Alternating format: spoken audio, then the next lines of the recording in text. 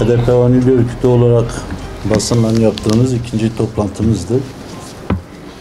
Aslında biz bu toplantıları ayda bir sefer yapmak üzere il örgütü olarak bir kararımız vardı ama maalesef bugüne kadar gerçekten hem ülkedeki yoğunluk hem kentimizdeki yoğunluk hem de bizim çalışmalarımızdaki yoğunluktan dolayı biz bu ayda bir sefer rutin bir şekilde yapmayı planlayamadık doğrusu. Biraz da geç kalınmış bir toplantı.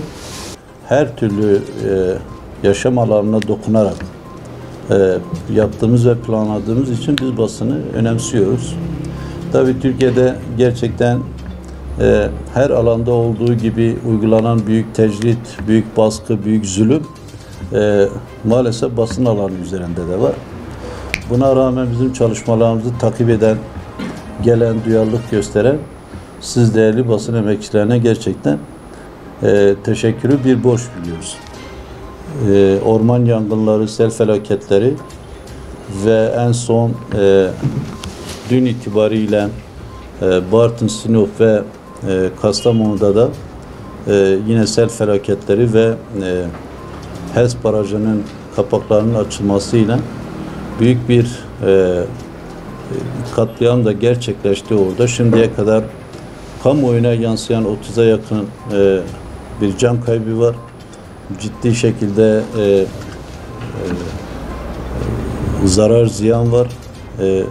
Hayatını kaybeden bütün yurttaşlarımıza Allah'tan rahmet diliyoruz. Yakınlarına başsağlığı diliyoruz. Durum böyleyken aslında biz ülkede gerçekten en büyük felaketli siyasi ve iktidar felaketi olarak yaşıyoruz.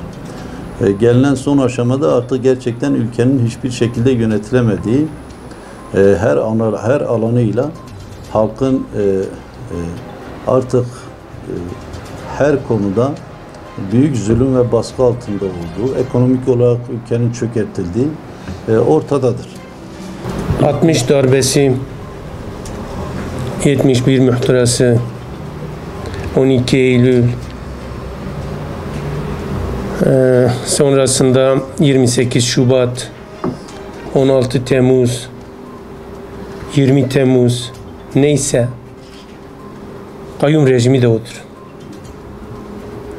Hiç kimse kalkıp şunu söylemesin, benim darbem daha iyiydi, daha ileriydi, benim haklı gerekçelerim vardı diyemez. Darbe darbedir. Halk iradesinin gaspıdır. Biz ne yaptık sorusunu artık sormak istemiyoruz. Kayyum niye atandı? Onu da sormak istemiyoruz. Çünkü daha biz henüz seçim sürecindeyken kazansanız bile kayyum atarız demişlerdi. Şimdi bu söylemle birinci kayyum dönemindeki gerekçelerini kendi elleriyle, kendi söylemleriyle çürütüyorlardı zaten. Şu anda kayyum görevini yürütenler ne yapar? Yukarıdan doğru talimat geldiğinde iki seçeneği kalır.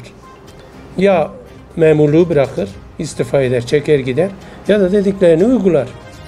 O yüzden de yani kayyum rejimini sorgularken öyle yerelde kaymakamı, vali yardımcılarını ya da valileri sorgulama çok da anlam ifade etmiyor bu mantıkla düşünüldüğünde.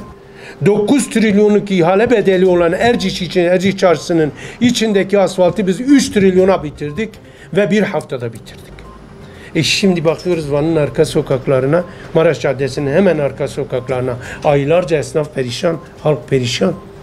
Esnaf buna tepkisini versin.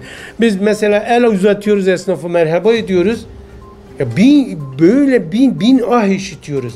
Peki niye bunu sesli dile getirmiyor?